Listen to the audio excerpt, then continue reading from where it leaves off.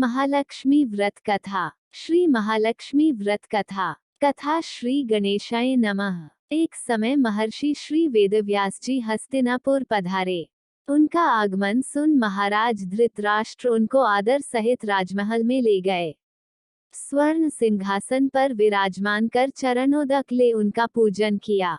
श्री व्यास जी से माता कुंती तथा गांधारी ने हाथ जोड़कर प्रश्न किया, हे महामुने, आप त्रिकालदर्शी हैं, अतः आपसे हमारी प्रार्थना है कि आप हमको कोई ऐसा सरल व्रत तथा पूजन बताएं जिससे हमारा राज्य लक्ष्मी, सुख संपत्ति, पुत्र पौत्रादि व परिवार सुखी रहें।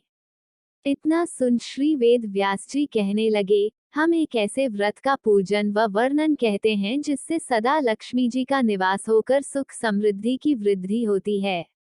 यह श्री महालक्ष्मी जी का व्रत है जिसे प्रतिवर्ष आश्विन कृष्ण अष्टमी को विधिवत किया जाता है। हे महामुने, इस व्रत की विधि हमें विस्तार पूर्वक बताने की कृपा करें। तब व्यास जी बोले, हे देवी, यह व्रत भाद्रपद शुक्ल अष्टमी से प्रारंभ किया जाता है। इस दिन स्नान करके 16 सूत के धागों का डोरा बनाएं, उसमें 16 गांठ लगाएं, हल्दी से पीला करें। प्रतिदिन 16 दूब व 16 गेहूं डोरे को चढ़ाएं। आश्विन क्वान कृष्ण अष्टमी के दिन उपवास रखकर मिट्टी के हाथी पर श्री महालक्ष्मी जी की प्रतिमा स्थापित कर विधिपूर्वक पूजन करें। इस प्रकार श्रद्धा भक्ति सहित महालक्ष्मी जी का व्रत पूजन करने से आप लोगों की राज्य लक्ष्मी में सदा अभिवृद्धि होती रहेगी। इस प्रकार व्रत का विधान बताकर श्री वेदव्यास जी अपने आश्रम को प्रस्थान कर गए। इधर समयानुसार भाद्रपद शुक्ल अष्टमी से गांधारी तथा कुंती अपने अपने महलों में नगर की स्त्रियों सहित व्रत का आरंभ करने लगीं। इस प्रकार 15 दिन बीत गए। 16वें दिन आश्विन कृष्ण अष्टमी के दिन गांधारी ने नगर की सभी प्रतिष्ठित महिलाओं को पूजन के लिए अपने महल में बुलवा लिया। माता कुंती के यहाँ कोई भी महिला पूजन के लिए नहीं आई। साथ ही माता कुंती को भी गांधारी ने नहीं बुलाया। ऐसा करने से माता कुंती ने अपना बड़ा अपमान समझा। उन्होंने पूजन की कोई तैयारी नहीं की एवं उदास होकर बैठ गईं। जब पांचों पांडव युधिष्ठिर, अर्जुन, भीम, नकुल और सहदेव महल में आए तो कुंती को उदास देखकर पूछा, हे माता, आप इस प्रकार उदास क्यों हैं? आपने पूजन की तैयारी क्यों नहीं की?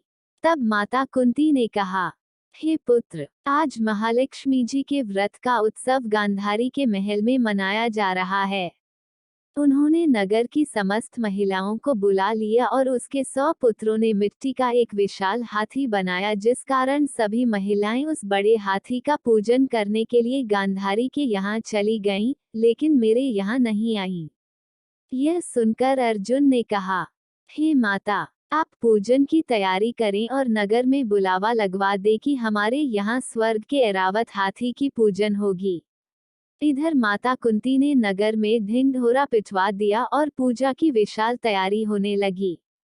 उधर अर्जुन ने बाण के द्वारा स्वर्ग से ऐरावत हाथी को बुला लिया।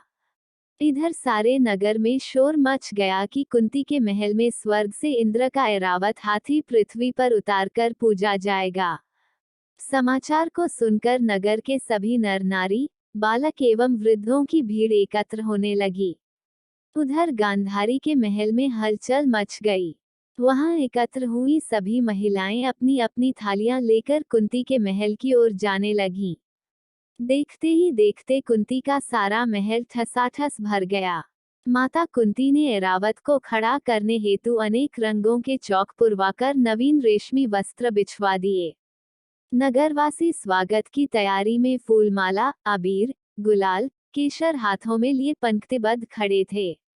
जब स्वर्ग से ऐरावत हाथी पृथ्वी पर उतरने लगा तो उसके आभूषणों की ध्वनि गूंजने लगी। ऐरावत के दर्शन होते ही जय जयकार के नारे लगने लगे। सांकाल के समय इंद्र का भेजा हुआ हाथी ऐरावत माता कुंती के भवन के चौक में उतर आया। तब सब नर नारियों ने पुष्पमाला, अबीर, गुलाल, केशर आदि सुगंधित पदार्थ चढ़ाकर उसका स्वागत किया। राज्य पुरोहित द्वारा ऐरावत पर महालक्ष्मी जी की मूर्ति स्थापित करके वेद मंत्रोच्चारण द्वारा पूजन किया गया। नगर वासियों ने भी महालक्ष्मी पूजन किया। फिर अनेक प्रकार के पकवान लेकर ऐरावत को खिलाए और यमुना का जल उसे पिलाया गया। राज्य पुरोहित द्वारा स्वस्ति वाचन करके महिलाओं द्वारा महालक्ष्मी का पूजन कराया गया। 16 गांठों वाला डोरा लक्ष्मी जी को चढ़ाकर अपने अपने हाथों में बांध लिया। ब्राह्मणों को भोजन कराया गया। दक्षिणा के रूप में स्वर्ण आभूषण, वस्त्र आदि दिया गया। तत्पश्चात महिलाओं ने मिलकर मधुर संगीत लहरियों के साथ भजन कीर्तन कर संपूर्ण रात्रि महालक्ष्मी व्रत का जागरण किया। दूसरे दिन प्रातः राज्य पुरोहित द्वारा वेद मंत्रोच्चार के साथ जलाशय में महालक्ष्मी जी की मूर्ति का विसर्जन किया गया। फिर ऐरावत को बिदाकर इंद्रलोक को भेज दिया। इस प्रकार जो स्त्रियां श्री महालक्ष्मी जी का विधिपूर्वक व्रत एवं पूजन करती हैं, उनके घर धन धान्य से पूर्ण रहते हैं तथा उनके घर में महालक्ष्मी जी सदा निवास करती हैं। इस हेतु महालक्ष्मी जी की यह स्तुति अवश्य बोलें। महालक्ष्मी नमस्तुभ्यं सुरेश्वरी, हरि प्रिय नमस्तुभ्यं दयानिधि।